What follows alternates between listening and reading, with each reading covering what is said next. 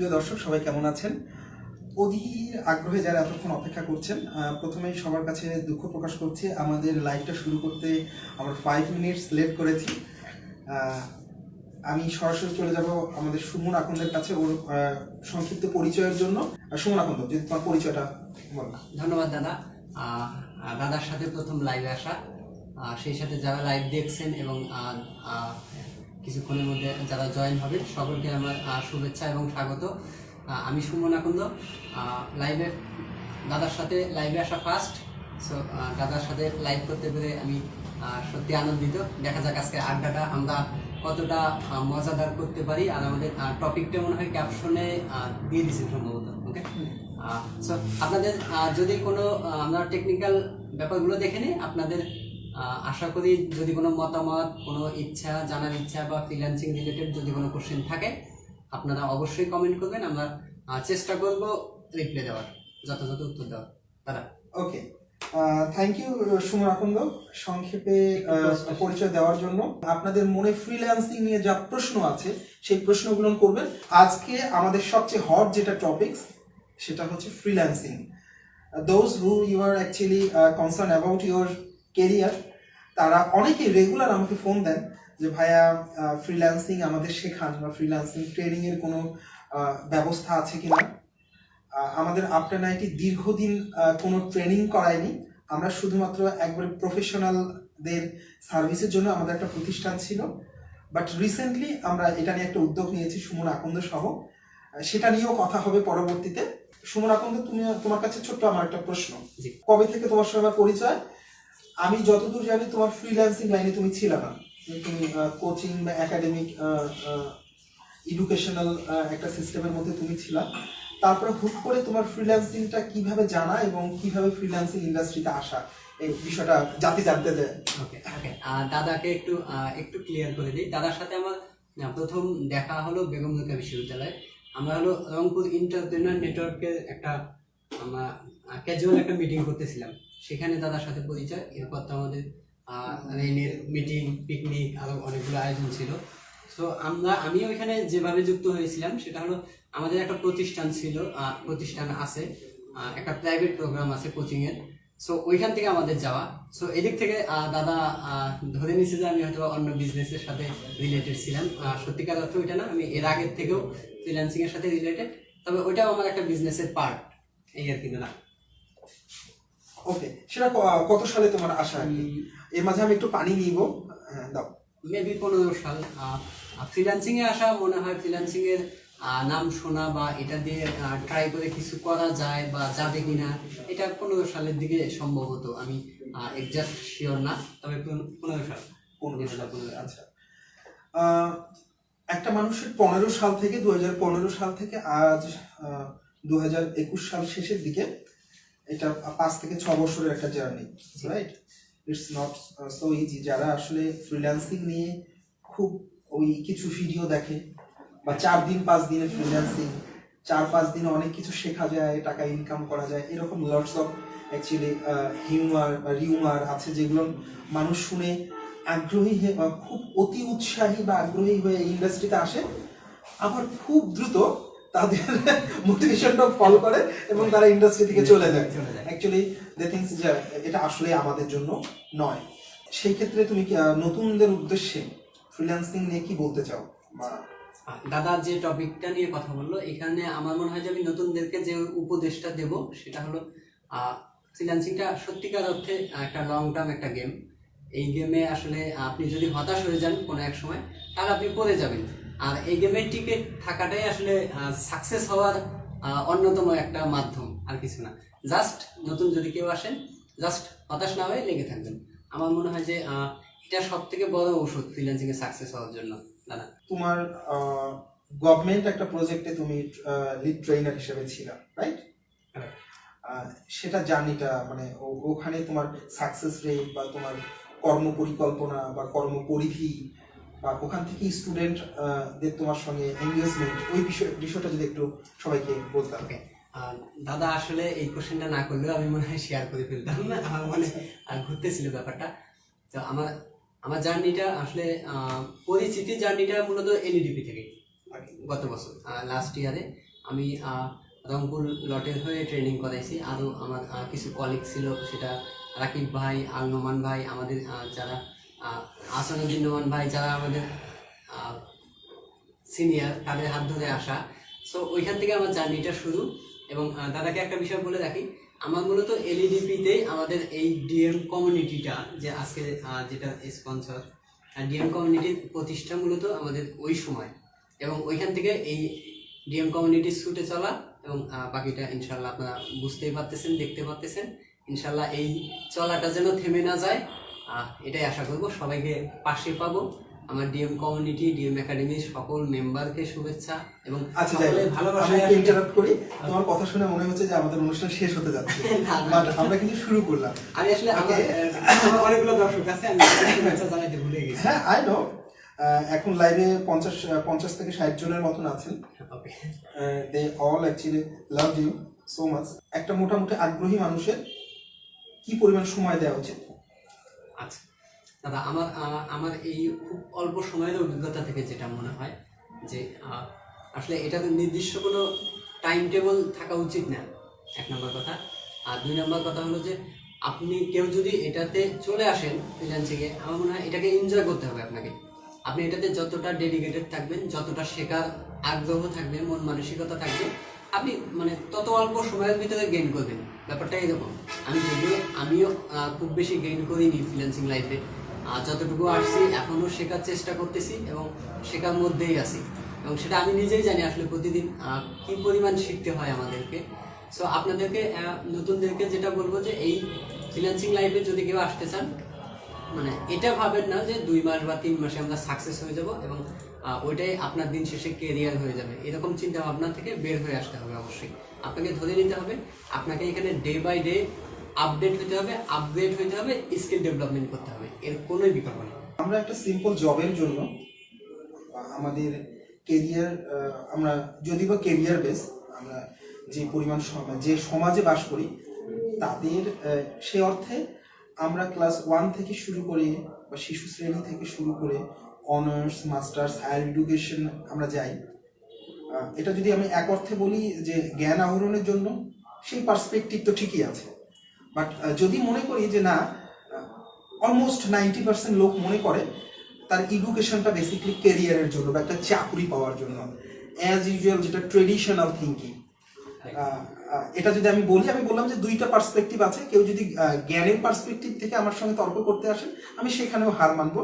আবার যদি চাকরি বা হচ্ছে যে কেরিয়ার ডেভেলপমেন্ট বা একটা ভালো চাকরি, ভালো বিজনেস পাওয়ার জন্য যদি পড়াশোনা করার কথা অনেকেই মনে করে, তাহলে সেটা কিন্তু আমাদের অস্বীকার করার কোনো সুযোগ নেই। যে আমাদের লাইফে বাংলাদেশের এডুকেশন সিস্টেমে অলমোস্ট 30 থেকে 32 বছর বয়স আমরা শেষ করি হায়ার এডুকেশনের জন্য, রাইট? তার মানে আমাদের জীবনের যদি গড়েও 60 হয়, তার মানে 50% টাইম আমরা এডুকেশনের পিছনেই ব্যয় করি, একটা 15-20 হাজার 50 হাজার টাকা চাকরির জন্য, রাইট? 50,000 টাকা কি স্যালারি আছে আছে কর্পোরেট সেক্টরে হিউজ স্যালারি আছে। আমি ধরলাম না মানে এটা যে ফিক্সড হবে বা এরকম কিছু না, কিন্তু আমরা ফ্রিল্যান্সিং এর জন্য 6টা মাস ডেডিকেশন করতে পারি না। Is not it funny? এই ব্যাপারটা নিয়ে আমার মনে হয় বুঝতে পেরেছি যে আমরা 30টা বছর একটা 20-25 হাজার চাকরির জন্য পড়াশোনা করে আসছি। যদিও বা সবাই এখনকার জেনারেশন সবাই আসলে পড়াশোনা বেসিকলি ইনকামের জন্য করে না। আবার এটা তো আমরা জানি, মানে একটা সোশ্যাল এনভায়রনমেন্টে আপনারা যদি জাপান, চীন, তারপর হচ্ছে যে অন্যান্য কান্ট্রিগুলোর কথা চিন্তা করেন, তারা কিন্তু এডুকেশন মানে হায়ার এডুকেশনটা শুধুমাত্র রেস্ট্রিক্টেড করে রেখেছে কিছু কিছু যারা রিসার্চ বেস বা হচ্ছে যে যাদের এটা দরকার আছে তাদের জন্য হায়ার এডুকেশন। বাট আমরা হায়ার এডুকেশনটা নিয়েছি চাকরির জন্য, যে একটা MBA করতে হবে। MBA কি নাইট MBA কি ভাই, দেখে শুনে লেখেই তো না। তারপর হচ্ছে যে মাস্টার্স, ভাই তুমি হবা ফ্রিল্যান্সার বা হচ্ছে যে একটা ওই 3rd ক্লাস চাকরি করবা, অথবা মাস্টার্স করে কি হবে? মানে এডুকেশন সিস্টেমের বেশ কিছু লুফল আছে, সেগুলো নিয়ে আরেকদিন কথা বলা যাবে। এখন সুমন আকন্দের কাছে আমরা একটা প্রশ্নে চলে আসি। সুমন আকন্দ, ওই যে উত্তর দিলাম যে আমাদের 6 মাস, 7 মাস কিংবা 1 বছর, এটা বাংলাদেশের এখন পার্সপেক্টিভে প্রথম আপনার তোমার হচ্ছে যে রেভিনিউ জেনারেট করার বা হচ্ছে যে বৈদেশিক মুদ্রা অর্জন করার প্রথম খাত হচ্ছে garments sector, right? Second industry ধরা হয় সাধারণত ফার্নিচার সেক্টর। তাহলে তোমার কি মনে হয় যে কোন সময়ের মধ্যে বাংলাদেশ এই গার্মেন্টস সেক্টরের পাশাপাশি বা তাদের সঙ্গে সমান সুযোগে তাল মিলিয়ে বাংলাদেশে এই ইন্ডাস্ট্রি ধাবিত হবে বা কখন একের দিকে চলে যাবে বলে মনে হয় তোমার? সময় উপযোগী একটা কোশ্চেন দাদা। আর আসলে এই ফ্রিল্যান্সারদের নিয়ে একটা সময় নানান ধরনের ট্রোল হইতো, এরা মেয়ে পাইতো না, এইরকম ওইরকম। এখন কিন্তু মোটামুটি ফ্রিল্যান্সিং নিয়ে একটা হাইপ তৈরি হয়ে গেছে আমাদের দেশে দাদা, রাইট? সো এদিক থেকে আমি বলতে পারি যে ফ্রিল্যান্সিং আমার মনে হয় অন্ততপক্ষে আমাদের বাংলাদেশের মানুষ প্যান্ডামিক সিচুয়েশনে এসে সব থেকে এটা অনুধাবন বেশি করছে যে ফ্রিল্যান্সিং আসলে একটা খুবই হট একটা টপিক, যেটাতে আসলে ক্যারিয়ার ডেভেলপ করা যায়, যেটাতে আমরা যদি ইনভেস্টমেন্ট করি, বাংলাদেশ গভর্নমেন্ট কিন্তু অলরেডি হিউজ ইনভেস্টমেন্ট করে ফেলছে এবং প্রতিনিয়ত করে যাচ্ছে।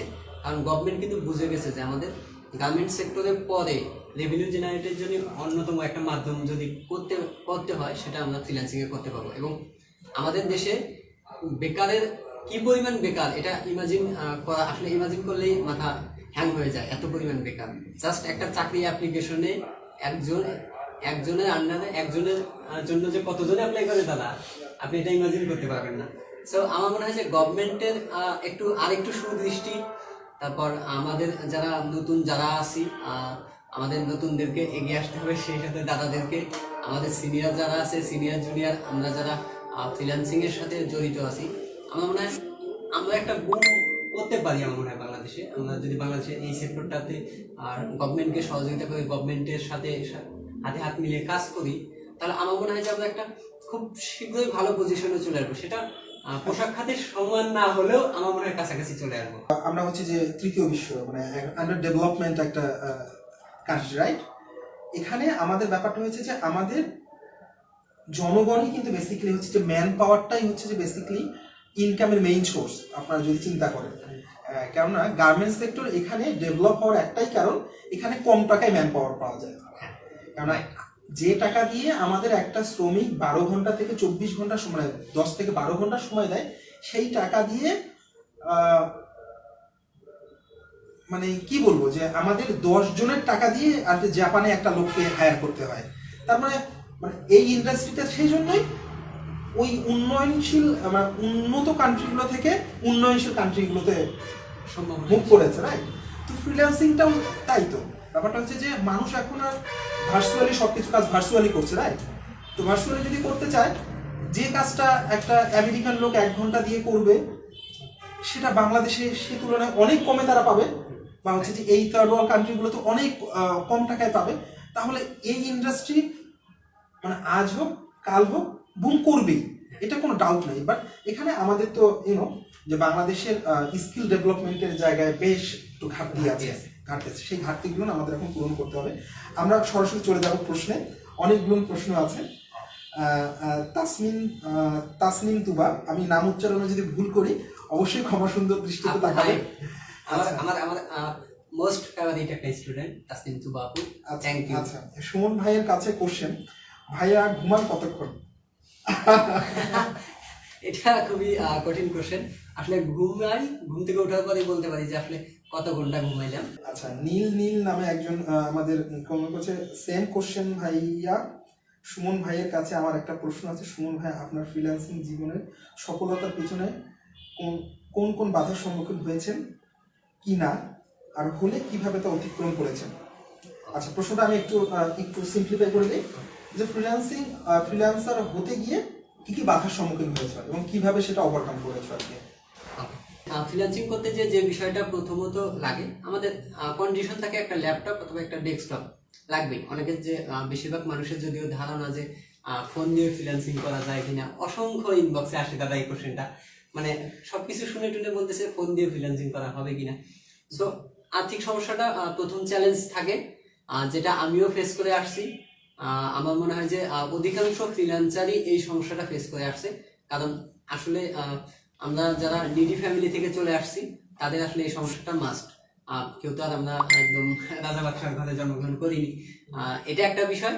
আর যে আরেকটা সমস্যা থাকে সেটা হলো আপনার সব থেকে কাছের মানুষগুলো, আত্মীয় স্বজন বলেন বা আপনার পারিপার্শ্বিক যে মানুষগুলোর সাথে মিশবেন, আপনি যখন নতুন কোনো কিছু শুরু করতে যাবেন, বিশেষ করে কম্পিউটার রিলেটেড। এখনো আমাদের গ্রাম এলাকাতে যে জিনিসটা প্রচলন আছে, বাচ্চাকে কম্পিউটার কিনে দেওয়া মানে বাচ্চাটা নষ্ট হয়ে গেল। একটা বাচ্চা রুমের ভিতরে বসে সারাদিন কম্পিউটার চাপতেছে মানে এই বাচ্চাটা নষ্ট হয়ে গেছে। ইভেন ইভেন এখনো কিছু গ্রামে এরকম প্রচলন আছে যে একটা ছেলে রুমের ভিতরে বসে ইনকাম করতেছে মানে তার মানে এই ছেলেটা নষ্ট হয়ে গেছে, এই ছেলেটা আইএস এর সাথে যুক্ত আছে, এই ছেলেটা কোনো না কোনো জঙ্গি সংগঠনের সাথে যুক্ত আছে, আদারওয়াইজ কোনোভাবেই সম্ভব না। সো এইরকম চিন্তাধারা এখনো কিছু গ্রামে আছে। আমি নিজেও গ্রামের ছেলে, আমার বাসা সবাই মোটামুটি জানেন মনে হয়। সো কিছু গ্রামে এখনো এই ফ্রিল্যান্সিং এর আলোটা পৌঁছায়নি। এর পেছনে অনেকগুলো কারণ আছে। এর পেছনে নেট সমস্যা একটা কারণ, বৈদ্যুতিক সমস্যা কিছু ব্যাপার আছে। সো এই সমস্যাগুলো তো আমি ফেস করে আসছি। আর মোটামুটি সব থেকে বাধার বিষয়গুলো বললাম, আমার মনে হয় সহযোগিতার যে বিষয়গুলো আছে, আমাকে সব থেকে পিছন থেকে যে সাপোর্ট দিত যে ব্যাপারগুলো, আমার ফ্যামিলি, আমার বাবা মা স্পেশালি, আর আমার যে একটা ফ্রেন্ড সার্কেল আছে, আমি যাদের সাথে উঠা বসা করি দাদা, এরা আমাকে কখনো মানে ডিমোটিভেট করতো না, কেন জানি। আমি অনেক শুনছি, অনেকের কাছে শোনা হয়ে গেছে যে আমি ল্যাপটপ কিনছি, ফ্রিল্যান্সিং শুরু করব, তো ওর ফ্রেন্ডরা বলতেছে এগুলো করে কিছু হবে না, এটা ওইটা ওইটা। কিন্তু আমার ফ্রেন্ডগুলো কেন জানি এর উল্টোটা ছিল। ইভেন এখনো আমাকে বলে, সুমন তুই আগায় যা, তুই যে জায়গায় আছিস, তুই যে পথে হাঁটতেছিস, আমরা সত্যি কথা, আমরা তোকে নিয়ে এখন আমরা গর্ব করি, তোকে নিয়ে বিভিন্ন জায়গায় আলোচনা সমালোচনা করি। সো একজন সফল ফ্রিল্যান্সার আব্দুল্লাহ আল মারুফ, সেদিন এটা হচ্ছে যে ওদের গ্রোইজ ল্যাবে আমরা গিয়েছিলাম। সে বেগম রোকেয়া বিশ্ববিদ্যালয়ের একজন স্টুডেন্ট, আমার পছন্দের ছোট ভাইদের তালিকায় একজন। সে প্রশ্ন করেছে একটা ছোট্ট বিষয়, একটা বিষয়ে ছোট্ট আলোচনা শুনতে চাই। সেটা হলো, বেশিরভাগ ফ্রিল্যান্সিং ট্রেনিং সেন্টার অথবা কোর্সে ইনকাম গ্যারান্টি কিংবা এই রিলেটেড অ্যাট্রাকটিভ কিছু লোভনীয় বিষয় উল্লেখ করা হয়। বিষয়টা আপনারা কিভাবে দেখছেন? ওকে, এটা মনে হয় প্রশ্নটা বুঝতে পেরেছো। ওকে, আমি একটু উত্তর দিই দাদা, আমি আশা করবো দাদাও এই উত্তরটা দেবেন। আচ্ছা আচ্ছা, ওকে, আমার মনে হয় বড় ভাই সম্ভবত কোশ্চেনটা করছে। ভাইদের কাছ থেকে আমার একটা টি শার্ট গিফট পাওয়া আছে, যদিও কোনো মার্কেটিং করিনি এখনো, করবো, তুলে রাখা আছে। সো যে কোশ্চেনটা করা হয়েছে, কোশ্চেনটা একদম ট্রু। এটার পেছনে অনেকগুলো বিষয় কাজ করে দাদা। এর মধ্যে অন্যতম হলো যে বিজনেস। ওকে, বিজনেস রিলেটেড ব্যাপারগুলো এখানে থাকে, কিন্তু এখানে কয়েকটা মানে পক্ষ বিপক্ষে তর্ক বিতর্ক করা যাইতে পারে। এখানে কয়েকটা বিষয় হলো যে আমার এক্সপিরিয়েন্সে যেটা বলে, খুব কম এক্সপিরিয়েন্স, তবুও আমি যেটা দেখছি, আপনি যদি 10 জনের একটা ব্যাচ শুরু করে দেন, বেশিরভাগ ট্রেনিং সেন্টারগুলো যেটা করে, 10 জন 20 জন বা একটা ব্যাচ শুরু করার পর দেখা যায় একটা সময় যে অর্ধেক স্টুডেন্ট নাই, এবং যারা শেষ পর্যন্ত থাকে, এই জার্নিটাতে শেষ পর্যন্ত থাকে, বেশি দেখা যায় ওইখান থেকে 90 অথবা 95% কিন্তু সাকসেস হয়ে যায়। আমি মাউথ পিসটা ভুলে যাচ্ছি, আর 90 থেকে 95% কিন্তু সাকসেস হয়ে যায় যারা শেষ পর্যন্ত থাকে। আমার মনে হয় যে এই জার্নিটাতে যারা শেষ পর্যন্ত থাকে তারা তো সাকসেস হয়। এটার উপর বেস করে কিছু ট্রেনিং সেন্টার বলে যে 100% জব প্লেসমেন্ট গ্যারান্টি বা ইনকাম গ্যারান্টি, এটাই যেটাই বলেন এটাই আছে। আর ইনকামটা খুব বেশি কঠিন আমি মনে করি না, খুব বেশি কঠিন না, কিন্তু আপনাকে জাস্ট স্কিলটা ডেভেলপ করতে হবে, জাস্ট সঠিকভাবে স্কিলটা ডেভেলপ করতে হবে। আচ্ছা, মারুফ, আমি তোমার প্রশ্নের উত্তরটা আমি আমার পয়েন্ট অফ ভিউ থেকে দিই। বেসিক্যালি ও যেটা বলেছে সেটা মানে রিয়েল সিনারি তো ডিফারেন্ট। অ্যাকচুয়ালি মার্কেটিং বেশ কিছু ওয়ার্ড আছে, ইউনো, যে হরলিক্স খেলে কিন্তু মানুষ আসলে লম্বা হয় না, হরলিক্সে আসলে পুষ্টিগুণই নেই। কিছুদিন আগে একটা কেস হয়েছে। এখন তার মানে কি হরলিক্স বিক্রি হবে না? এখন তোমার মনে প্রশ্ন আসতে পারে যে দাদা এটা কি আসলে মানে ক্লারিফাই করছে যে বলে তারা ঠিক করেছে? অ্যাকচুয়ালি যেমন মনে করো আমি একটা কোর্স লঞ্চ করলাম যে ইনকাম গ্যারান্টেড। ওকে, আমি কিন্তু ছোট্ট করে নিচে লিখে দিয়েছি শর্ত প্রযোজ্য। ব্যাপারটা হচ্ছে যে আমি জানি যে ইনকাম কিভাবে করতে হয়। আমার চেষ্টা যে আমি মোটামুটি 100% ছেলেকে ইনকাম শেখাবো, কিন্তু 100% ছেলে তো আলটিমেটলি সেই ডেডিকেশনটা নিয়ে আসে না। এর জন্য বেশ কিছু জায়গায় সমস্যা হয়, এবং ভণ্ড প্রতারকের তো অভাব নেই। মার্কেটে অনেকেই আছে বেসিক্যালি এই ধরনের প্রতারণা দিয়ে দীর্ঘদিন ধরে বিজনেস করছে। তাদের তো আসলে সরাসরি প্রতিরোধ করাই উচিত, বা প্রতিবাদের জায়গাটাও ঠিক রাখা উচিত। কিন্তু it's actually marketing buzzword, right? Income guaranteed, এটা যারা করে তারা হয়তো বা ভুল করে না, আবার যারা চিন্তা করে ভুল মনে করে তাদের মধ্যেও সমস্যা থাকতে পারে। কেননা you have no actually specific মানে অ্যানালিটিক্যাল ডাটা তোমার কাছে নাই। সো তুমি জানোই না আসলে কয়জন সাকসেসফুল হয়েছে। এটা ঠিক যে কোনো একজন দুইজনের পয়েন্ট অফ ভিউ নিয়ে আসলে কোনো কিছু ডাটা মানে কি বলবো যে ইনফরমেশন হিসেবে চালায় দেওয়া উচিত না। বিকজ যদি একটা টিমের 50টা ছেলের মধ্যে 10টা ছেলে বেসিক্যালি সাকসেসফুল ফ্রিল্যান্সার হয়, এটা আমার চেয়ে তুমি ভালো জানো যে একটা ফ্রিল্যান্সার হতে গেলে ওই যে প্রথমে সে বলেছিল যে ডেডিকেশনটা সবচেয়ে ইম্পর্টেন্ট। অ্যাকচুয়ালি সে ওই মানে কোন লেভেলের মানে ডেডিকেশন থাকতে হয় ইউনো দ্যাট, বাট শুধু লেগে থাকাটা, এই লেগে থাকা হয় না কেন? আমরা তো গেম নিয়ে ব্যস্ত, আমরা গার্লফ্রেন্ড নিয়ে ব্যস্ত, আমরা ফেসবুক নিয়ে ব্যস্ত, আমরা ধর্ম নিয়ে ব্যস্ত, আমরা অধর্ম নিয়ে ব্যস্ত, আমরা রাজনীতি নিয়ে ব্যস্ত। আমরা আমাদের ডিফোকাস হওয়ার মানে ফোকাসটা বাইরে যাওয়ার এতগুলো রাস্তা আমরা করে রেখেছি যে আমরা এই ফ্রিল্যান্সিং ইন্ডাস্ট্রিতে ফোকাসই হইতে পারি না। তুমি দেখো তোমার জায়গায় তোমার কত ক্লোজ ফ্রেন্ড তোমার চেয়ে কত বেশি যোগ্য, কিন্তু সেই ইন্ডাস্ট্রিতে কিছু করতে পারেনি, রাইট? যদি এটা দেখো তাহলে কিন্তু ওই টিচারটার সমস্যা না, যে কিনা এই প্রলোভন দেখে স্টুডেন্ট নিয়ে এসেছে, আলটিমেটলি সে যে শিখতে পারে নাই এটা কিন্তু ব্যাপার। আমি অনেক ইন্ডাস্ট্রিতে দেখেছি যে সে ঠকেও সে শিখেছে, মানে ডিপেন্ডস অন অ্যাকচুয়ালি স্টুডেন্ট। ওকে, এটা আমার পয়েন্ট অফ ভিউ, এটা আমার ভুল হতে পারে, বাট এটা ঠিক। ভণ্ড প্রতারক অনেকগুলো কোম্পানি দিয়ে মার্কেট ছয়লা, সেগুলোতে সচেতন থাকতে হবে। আমরা রিভিউ দেখে তো প্রোডাক্ট কিনি না, আমরা আসলে ঠকে প্রোডাক্ট কিনি, রাইট? প্রোডাক্ট কেনার পর ঠকি, তখন বলি আরে 200 টাকা দিয়ে আমাকে দারাজ খারাপ স্যান্ডেল দিয়েছে। কিন্তু ভাই 200 টাকা দিয়ে ওই স্যান্ডেল পাওয়াও সম্ভব না, সেটা কিন্তু আমাদের সাইকোলজির মধ্যে কখনো হিট করে না। ওকে, এটা আমি রিয়েলি সরি। এটা যদি সঙ্গে যদি কেউ দ্বিমত থাকেন, আমি তাদের পয়েন্ট অফ ভিউকে শ্রদ্ধা জানাচ্ছি। আচ্ছা, আমরা নতুন আরো প্রশ্নে যাব। একটা সুন্দর প্রশ্ন ফারুক ভাই প্রশ্ন করেছে, এই সময়ে কি নিয়ে কাজ করলে ভালো ফলাফল পাওয়া যাবে? বেশিরভাগ নতুনদেরই এই কোশ্চেনটা হয়। তারা আমি গ্রাফিক্স ডিজাইন শিখবো না ডিজিটাল মার্কেটিং শিখবো না ওয়েব ডিজাইন এন্ড ডেভেলপমেন্ট শিখবো, এই টাইপের কোশ্চেনটা আসে, এবং এইখানে আসলে আমরা অকওয়ার্ড একটা সিচুয়েশনে পড়ে যাই। আসলে ডিপেন্ড করতেছে আপনি আসলে কোনটা পারবেন বা আপনার কোনটা ভালো লাগে। এইটা হলো আপনাকে বের করতে হবে যে আপনি গ্রাফিক্স ডিজাইন ভালোবাসেন, আপনার ডিজিটাল মার্কেটিং বেশি পছন্দ, অথবা আপনার কোডিং রিলেটেড কাজ এই টাইপের যদি পছন্দ হয়, এর উপর বেস করে আপনাকে সিলেকশন করতে হবে। আপনি ডিজাইন একদমই পছন্দ না, একদমই ডিজাইন সেন্স আসে না, আপনি যদি ডিজাইনে চলে আসেন অবশ্যই ফ্লপ করবেন, হয়তো সাকসেস হয়ে কিছুদিন চলতে পারে কিন্তু ফ্লপ করবেন। যেমন আমি ওয়েব ডিজাইন ডেভেলপমেন্ট খুবই ভয় পাই, ও আগে পিছনে যাইতেই ভয় পাই। দাদা আমি ডিজাইন নিয়ে আসি, ডিজাইন নিয়ে থাকতে চাই। ওকে, এই প্রশ্নের উত্তরে আমি একটু যুক্ত করতে চাই।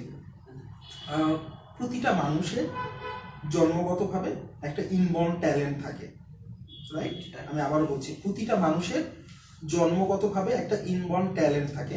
এটা হার্ভার্ড গার্নার নামে একজন আছেন, উনি multiple intelligence inborn multiple intelligence নামে একটা থিওরি আবিষ্কার করেছিল।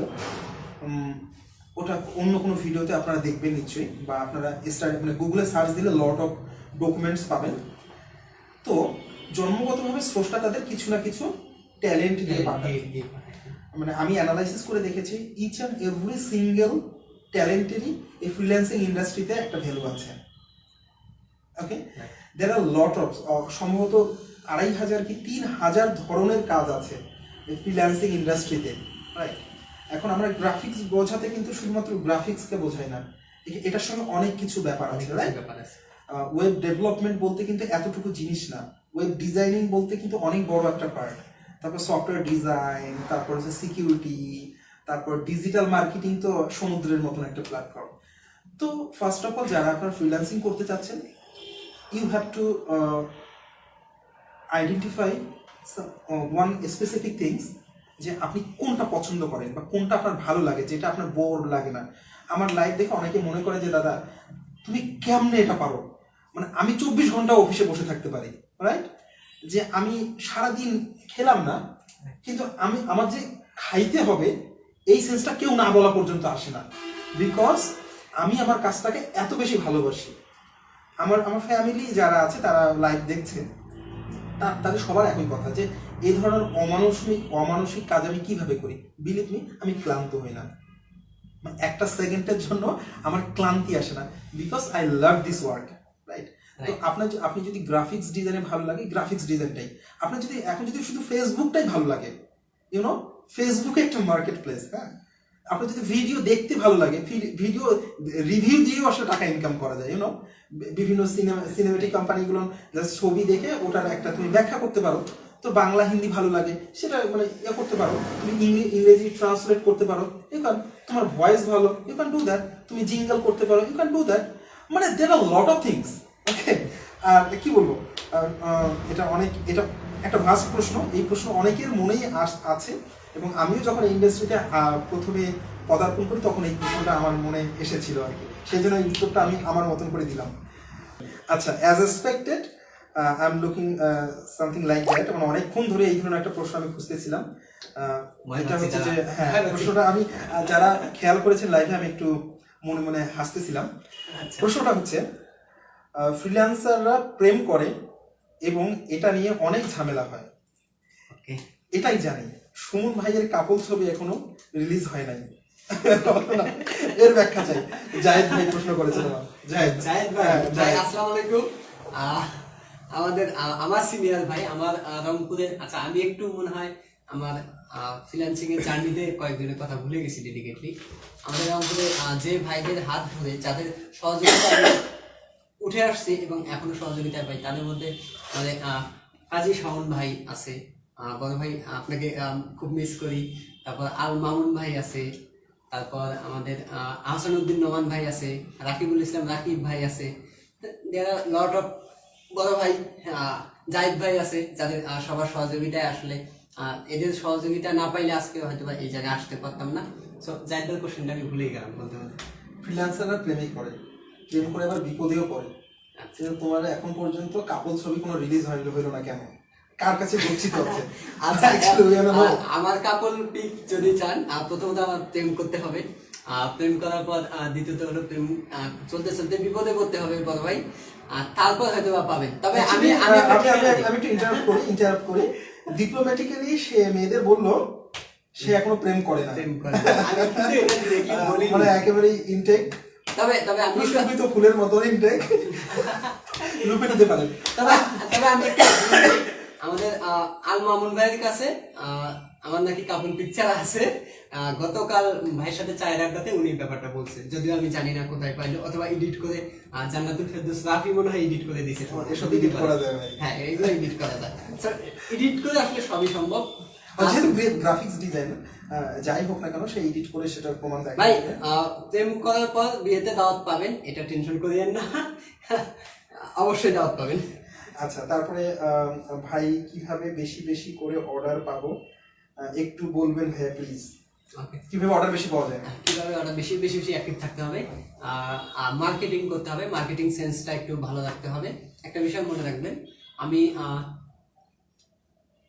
চীনের একটা কোর্স করছিলাম, ওইখানে ফাইবার নিয়ে। ওইখানে একটা ব্যাপার খুব ভালোভাবে ডেডিকেটলি বলা ছিল যে 15 থেকে 20% ক্লায়েন্ট আসলে আমাদের ওভারঅল যে মার্কেট প্লেসগুলো আছে, এইখানে আসলে 15 থেকে 20% মার্কেট মানে ক্লায়েন্ট অনলি।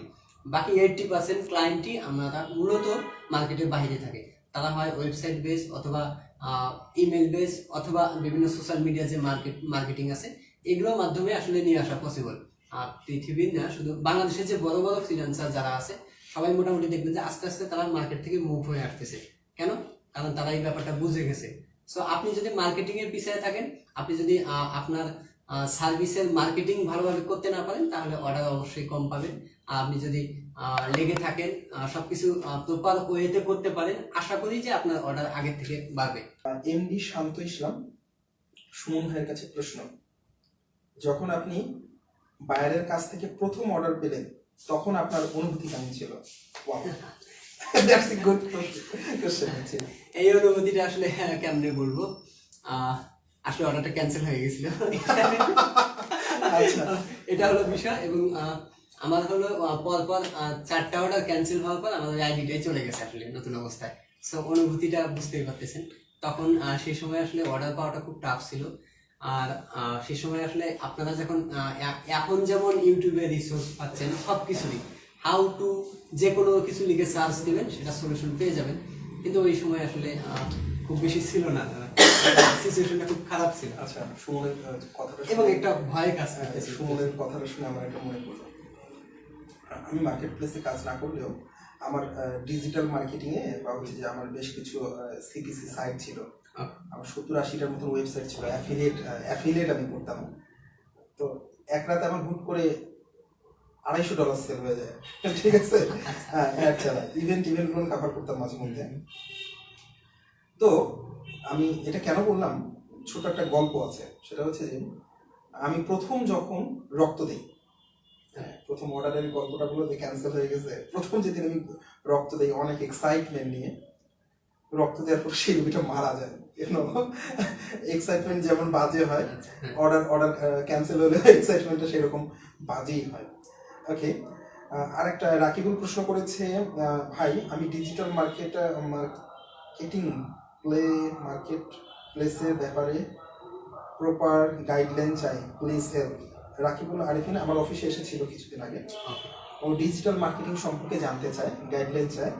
ও সম্ভবত বাউস্ট থেকে, এটা হচ্ছে যে ওই সৈয়দপুরের যে আর্মি, ওখান থেকে কম্পিউটার সায়েন্সে গ্রাজুয়েশন করা একটা ছেলে, ডেডিকেটেড আমি দেখে মনে হয়েছে, বাট জব এটা ওটা নিয়ে একটু দোলাচলের মধ্যে আছে। সে জানতে চেয়েছে ডিজিটাল মার্কেটিং সম্পর্কে সে প্রপার গাইডলাইন কিভাবে পাবে।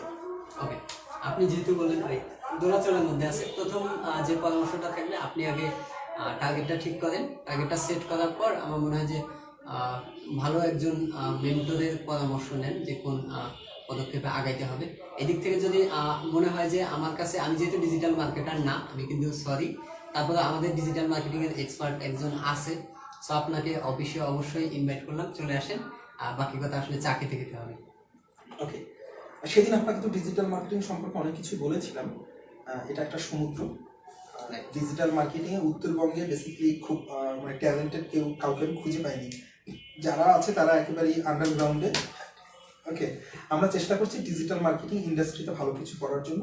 আপনি আসেন, আমাদের অফিসে আসেন, অফিসে এসে একবার একটু চা খেয়ে যান, আমার মনে হয় আপনি ভালো কিছু পেয়ে যাবেন ইনশাআল্লাহ।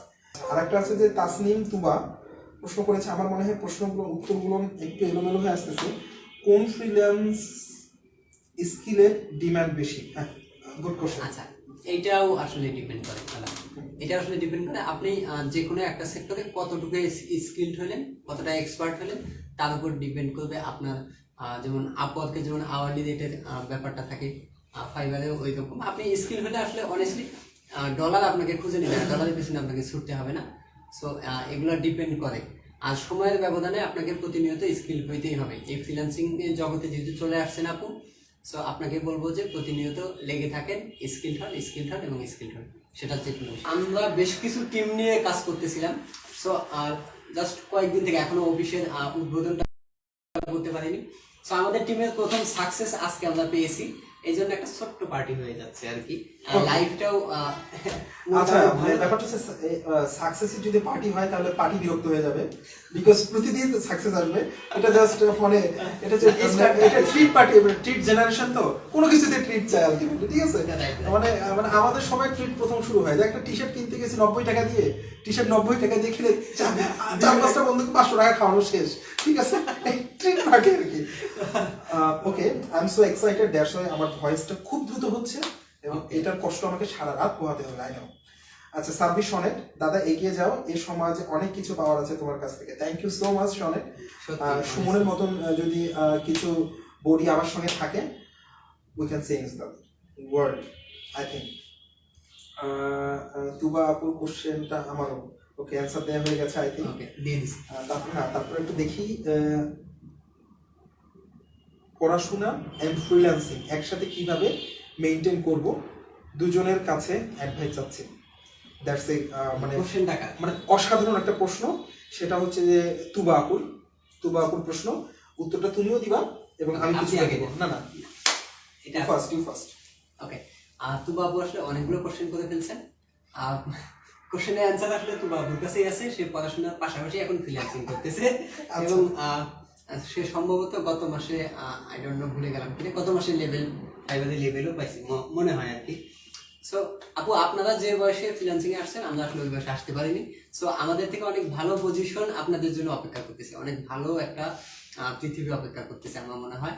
আর পড়াশোনা এবং ফ্রিল্যান্সিং পাশাপাশি কিভাবে সম্ভব, আসলে পড়াশোনাটা আমরা কেন করি এটা একটু দাদা এক্সপ্লেন করছে এর আগে মনে হয়। না, ওটা এবং এটার উত্তর ডিফারেন্ট হবে। আপনারা যারা আছেন এখন লাইভে দেখছেন, আমার 40-50 জন লোক, আমি একটা প্রশ্ন শুধু মানে একটা উত্তর দিই, আপনারা একটু থিঙ্ক ডিপ, মানে একটু গভীরে চিন্তা করেন। আমি আবারও বলছি, একটু গভীরে চিন্তা করেন। আপনি স্টুডেন্ট, আমি স্টুডেন্ট ছিলাম, রাইট। সুমন স্টুডেন্ট, আমাদের ক্যামেরার পিছনে যে আছে স্বচ্ছ, he also B a student, right? আপনি দেখেন স্টুডেন্ট লাইফে, মানে আমি জানি না এখন আপনার বয়স কত এটা জানি না, মানে আমরা তো 90s-এর ছেলে পেলে, আমাদের জন্ম 90 সালের আগে আর কি। সো 90 সাল বলা যাবে না, 90-এর আগে, 88-তে জন্ম আমার। সো আমরা একটা জেনারেশন পার করেছি। দাদা আমার কিন্তু 97। ওকে আচ্ছা, আমি বুড়ো মানুষ। এটা এটা আমি যে বড় মানুষ সেটা বোঝানোর জন্য নয়, বেসিক্যালি আমি যেটা বোঝাইতে চাই, মানে আমার প্রথম কম্পিউটারটা আমি টাচ করি বেসিক্যালি ভার্সিটিতে উঠে। কম্পিউটার সায়েন্সের চান্স পাওয়ার পর, বাসায় গিয়ে অনেক রিকোয়েস্ট করার পর আমার কপালে একটা কম্পিউটার জোটে, রাইট? ইন্টারমিডিয়েটে ভালো রেজাল্ট, এসএসসিতে ভালো রেজাল্ট করার পর চুপচাপ করে একটা ফোন গিফট পাই আমার খালার কাছ থেকে, এবং বাটন ফোন, মটোরোলা 115 C115 সম্ভবত মডেলটা ছিল। এটা মোবাইলটা আমার কাছে এখনো আছে, এটা এখন পর্যন্ত স্টিল নাও স্ট্রং। এটা মোবাইল ভাঙার মতন মোবাইল না, বিকজ ওটা ট্রাকের চাকার নিচ দিয়ে গেছে। আমি এটা বোঝাইতে চাচ্ছি জেনারেশন গ্যাপ, রাইট? আমরা তখন সময় নষ্ট করার সময় এত পেতাম, কাজ করার অবকাশ পেতাম না। আমি বোঝাইতে চাচ্ছি আপনারা যারা স্টুডেন্ট আছেন তারা যদি একটু ক্যালকুলেশন করেন, দিন শেষে রাতের বেলা গিয়ে সারাদিনে আপনি কি কি করেছেন এটা যদি একটা লিস্ট করেন, তাহলে বুঝবেন আপনি ফেসবুকের চাকায় কতবার স্ক্রল করেছেন, বাথরুমে গিয়ে কতবার হচ্ছে যে মুখে পানি দিয়ে মেকআপ টেকআপ লাগিয়েছেন, কতবার ফ্রেন্ডের সঙ্গে দেখা করার জন্য ফোনে কথা বলছেন, কতক্ষণ চ্যাট করেছেন, কতক্ষণ হোয়াটসঅ্যাপ করেছেন, কতক্ষণ টিকটক করেছেন, হোয়াট এভার ইট ইজ, কতক্ষণ মুভি দেখেছেন, কতক্ষণ গেম খেলেছেন। মানে আমরা, একটা মানুষ তার লাইফের 97% টাইম ওয়েস্ট করে, প্রোডাক্টিভ টাইম, রাইট? তো একটা স্টুডেন্ট মানে সারাদিনে আই ডোন্ট থিঙ্ক যে অন এভারেজ 30 মিনিটস করে পড়াশোনা করে। তাহলে এই এত ওয়েস্টেজ টাইমটাকে জাস্ট একটু যদি ম্যাথমেটিক্যালি যদি প্রতিদিন 1 ঘন্টা করে ফ্রিল্যান্সিং এর জন্য দেয়া যায়, আই থিঙ্ক আপনি আপনার লাইফটাই চেঞ্জ করে ফেলবেন। আমি আবারও বলছি, ঠান্ডা মাথায় শুধু আপনি দিন শেষে রাতের বেলা গিয়ে প্রতিদিনের সারাদিনের টাইমটা ইভ্যালুয়েশন করবেন, যে সকাল 9টায় ঘুম থেকে উঠছি বা 10টায় ঘুম থেকে উঠছি, 10টা থেকে 11টা পর্যন্ত কি করছি, 11 থেকে 12টা পর্যন্ত কি করছি, বা 30 মিনিটস করে পার্ট করে নেবেন। আপনি দেখবেন আপনার ডে লংয়ের অলমোস্ট 97% টাইম আপনি শুধু ওয়েস্টেজ করছেন। আর পায়খানা প্রস্রাব ওয়েস্টেজ টাইম না, সেটাও মানে প্রোডাক্টিভ টাইম। বাট আপনি ম্যাক্সিমাম সময়টা ফেসবুকের চাকা ঘুরাইতে ক্লান্ত হয়ে যেতেন। আগে যখন আমরা কি করতাম, ডিশের লাইন চ্যানেল ঘুরাতে ক্লান্ত হতাম, এখন আপনার ফোনের স্ক্রল করতে টাইম নষ্ট করেন। ফ্রিল্যান্সিং করার লটস অফ টাইম আছে, জাস্ট যদি একটু টেকনিক্যালি, একটু স্ট্যাটিস্টিক্যালি ডাটা দেখানো যায়, তাহলে দেখবে যে মানে স্টুডেন্ট লাইফে কত কিছু করা সম্ভব। ছোট্ট প্রশ্ন, অনেক উত্তর দিয়ে ফেললাম। শিওর। ওকে, কোশ্চেনটা সম্ভবত তুবা আপু করে ফেলছে। লেভেল 1 পাওয়া একজন ফ্রিল্যান্সার প্লাস স্টুডেন্ট। আসলে আমি কিছুদিন থেকে ওনাদেরকে হোমওয়ার্কটা অনেক এত পরিমাণ বেশি দিচ্ছি যে কনফিউজড হয়ে যাচ্ছে আসলে এত হোমওয়ার্ক করে পড়াশোনা করা পসিবল কিনা।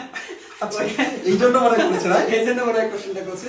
আসলে আপু আপনার উদ্দেশ্যে একটা কথা বলি, আমাকে হলো কলেজের একটা আমার খুব প্রিয় স্যার আসলে একটা কথা বলছিল যে আসলে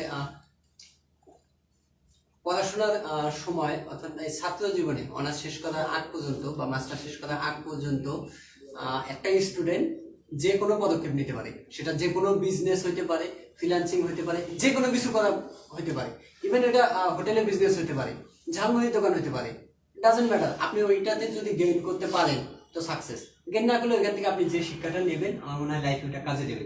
আমার ওই স্যারটা এই কথাটা মানে খুবই বলতো এবং আজ পর্যন্ত আমি ওই কথাটা মানে আমি সুযোগ পেলেই বলি। ওকে, অনেক প্রিয় স্যার। আমরা ভিডিও শেষ করব।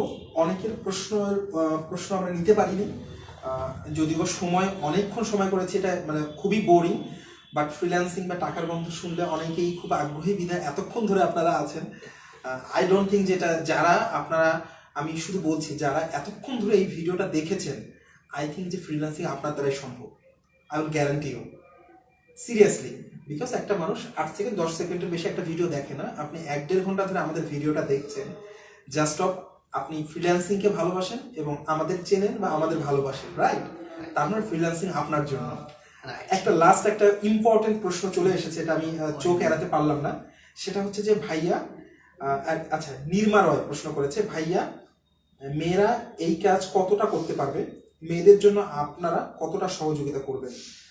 আচ্ছা, it's a really good question.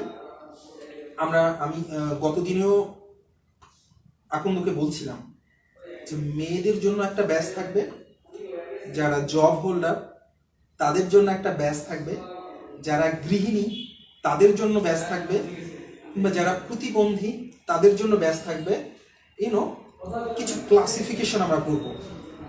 মানে এই ফ্রিল্যান্সিংটা বিলিভ মি মেয়েদের জন্য একটা আশীর্বাদ, যারা বেসিক্যালি মানে ইনডোর কাজ করতে ভালোবাসে, স্পেশালি বাংলাদেশের জন্য। হ্যাঁ, বাংলাদেশের পার্সপেক্টিভে যে মেয়েদের নিয়ে যে কালচারটা বা হচ্ছে যে চিন্তা ভাবনাটা করা হয়, এই সীমাবদ্ধ জায়গা থেকে আমি এটা নিয়ে আসলে আলোচনা সমালোচনায় যেতে চাই না, বাট মেয়েদের জন্য পারফেক্ট একটা কেরিয়ার হচ্ছে ফ্রিল্যান্সিং।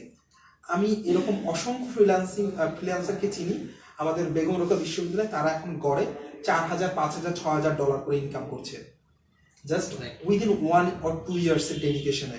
এবং মেয়েরা তো অনেক বেশি তীক্ষ্ণ এবং অনেক সূক্ষ্মভাবে সময় দিয়ে কাজ করতে পারে। আপনাদের জন্য এই ইন্ডাস্ট্রি রিয়েলি গুড যদি আপনারা চান। আর আমরা আর কারণেই প্রশ্ন নিব না। সুমরাখন্দ, সব শেষে আমি তোমাকে একটা সুযোগ দিতে চাই। সুযোগটা হচ্ছে যে ডিএম একাডেমি, ওকে, আমি আবারও বলছি ডিএম কমিউনিটিরই একটা হচ্ছে যে উদ্যোগ হচ্ছে ডিএম একাডেমি। তো ডিএম কমিউনিটি বা ডিএম নিয়ে তোমার যাত্রাটা, এবং গত কয়েক মাস আগে একটা প্রোগ্রামও হয়েছিল, এই সম্পর্কে একটু যদি তুমি কিছু বলতাম। ডিএম কি করে, কেন করে, কিভাবে করে? ওকে, আর ডিএম একাডেমির ডিএম কমিউনিটি যাত্রাটা আমি তো বলেই দিলাম, আমার লাইভের শুরুতেই বলে দিছি যে আমার আসলে এনইডিপি গভর্নমেন্ট সেক্টরে ট্রেনিংয়ে ঢোকার পর আমার এই ডিএম কমিউনিটির প্রতিষ্ঠা, এবং এক বছর প্লাস অল্প বেশি সময় হবে। এর মধ্যে আমাদের ডিএম কমিউনিটি খুব ভালো একটা পজিশন তৈরি করছে, এবং ওরই সাহসে এবং ডিএম কমিউনিটির সাথে যারা আছে তাদের ভালোবাসায় এবং তাদের ওকে, আমি আসলে নিয়েই কথা বল দাদা দিয়ে দিছি বলি। ওকে, তো এই কমিউনিটির আসলে সমস্ত মেম্বারদের ভালোবাসা এবং আমার স্টুডেন্টদের ভালোবাসাতেই এবং ওদের উৎসাহে, ওদের সাহসে এবং আমার কাছে মানুষদের সাহসে আমি আসলে ডিএম কমিউনিটির যে নতুন উদ্যোগটা দাদা ডিএম একাডেমি, সেটা লঞ্চ করেছি। উদ্বোধন যদিও হয়নি, নাহলে আমার অনেক বড় ভাই মন খারাপ করবে, ওই জন্য আমি বলে দিলাম। কালকেও এক বড় ভাইকে বলছি উদ্বোধন হয়নি, আসলে উদ্বোধন হয়নি, তবে টিমের কিছু কাজ শুরু হয়ে গেছে। এই জার্নিটা আসলে অনেক একটা বছর তো মনে হচ্ছে এক বছর খুব সহজ, ব্যাপারটা এরকম না। আসলে মানুষের ক্ষেত্রে দাদা যেটা হয়, আপনি একটা মানুষকে যতদিন সার্ভিস দিতে পারবেন ততদিন সে আপনাকে মানবে, ভালোবাসবে, থাকবে, সুনাম করবে। যখনই আপনি সেখান থেকে সরে আসবেন আপনার পেছনে যে বদনাম করা শুরু করে দেবে। এটা একদম সত্য কথা।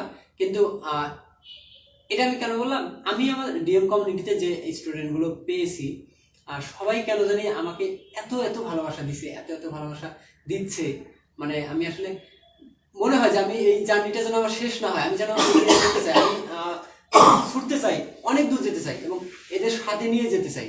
এবং আমি অলওয়েজ যেটা বলি যে আমার এই ডিএম কমিউনিটি বা বলেন বা ডিএম একাডেমি বলেন, এটা আসলে শুধু আমার কমিউনিটি না, আমার একাডেমি না, এটা আমাদের কমিউনিটি, আমাদের একাডেমি, রংপুর শহরের একাডেমি, রংপুর শহরের কমিউনিটি। এবং আমি এটাকে যেন সর্বোচ্চ পজিশনে নিয়ে যেতে পারি সেজন্য সবার কাছে দোয়া চাই। আমি অলওয়েজ বিলিভ করি impossible is a word to be founded, fool dictionary. Okay, আমরা ভিডিওটা শেষ করব। ভিডিও শেষ করার আগে দুটি কথা, সেটা হচ্ছে যে আমাদের পোস্টের, আমাদের টাইম লাইনে ডিএম একাডেমির ওয়েবসাইট, ডিএম একাডেমির আমরা সামনে খুব শীঘ্রই কিছু ফ্রি সেমিনার, যারা ফ্রিল্যান্সিং নিয়ে আগ্রহী তাদের জন্য বেশ কিছু ফ্রি সেমিনারের আয়োজন করেছি এবং আমরা খুব দ্রুত সময়ের মধ্যে কিছু একাডেমিক কোর্স লঞ্চ করব, ইনকাম গ্যারান্টেড, আবারও বলছি ইনকাম গ্যারান্টেড। এবং এখানে কোর্স করার পর এখানেই আপনারা কাজ করার সুযোগ পাবেন বা চাকরি পাবেন, চাকরি গ্যারান্টেড আর কি। আমাদের পুরো চেয়ার টেবিল ফাঁকা পড়ে আছে, আমাদের কিছু টিম কাজ করছে এবং আমাদের আরও বেশ কিছু টিমের জন্য আমাদের লোকবল লাগবে। আমাদের টার্গেট হচ্ছে যে আমাদের ট্রেনিংয়ের মাধ্যমে আমাদের দক্ষ লোকবল তৈরি করা এবং তাদেরই দিয়ে কাজে লাগানো। ওকে, তো কোনো কিছুর জন্য আর ওয়েট করবেন না। আমাদের অফিস মানে উদ্বোধন না হলেও অফিসের কার্যক্রম ইন্টারনালি চলছে। আপনারা এক কাপ চায়ের জন্য দাওয়াত রইল, অফিসে আসবেন, কথা বলবেন, আর আমাদের 1 তারিখের মধ্যেই সব অ্যানাউন্সমেন্ট চলে আসবে। থ্যাংক ইউ সো মাচ যারা এতক্ষণ দীর্ঘ সময় ধরে এই ফ্রিল্যান্সিং আড্ডার মধ্যে ছিলেন। আর আপনারা যদি আমাদের উৎসাহ দেন, ভালোবাসা দেন, তাহলে আমরা রেগুলার এই ধরনের স্পেসিফিক টপিকস নিয়ে, হয়তো একদিন আমরা গ্রাফিক্স ডিজাইন নিয়ে কথা বলবো, একদিন 3D অ্যানিমেশন নিয়ে কথা বলবো, একদিন সিকিউরিটি নিয়ে কথা বলবো, একদিন ওয়েব ডেভেলপমেন্ট নিয়ে কথা বলবো, একদিন সফটওয়্যার ডেভেলপমেন্ট নিয়ে কথা বলবো, একদিন ইউজার ইন্টারফেস রিলেটেড যে অফিস টুলসগুলো আছে সেগুলো নিয়ে কথা বলবো। সফট স্কিল ডেভেলপমেন্টের জন্য আমরা কাজ করে যাব, আর তেমন কিছু নয়। থ্যাংক ইউ সো মাচ এতক্ষণ আমাদের সঙ্গে ধৈর্য সহকারে থাকার জন্য। আবার আসবো, দেখা হবে। Till then, tata.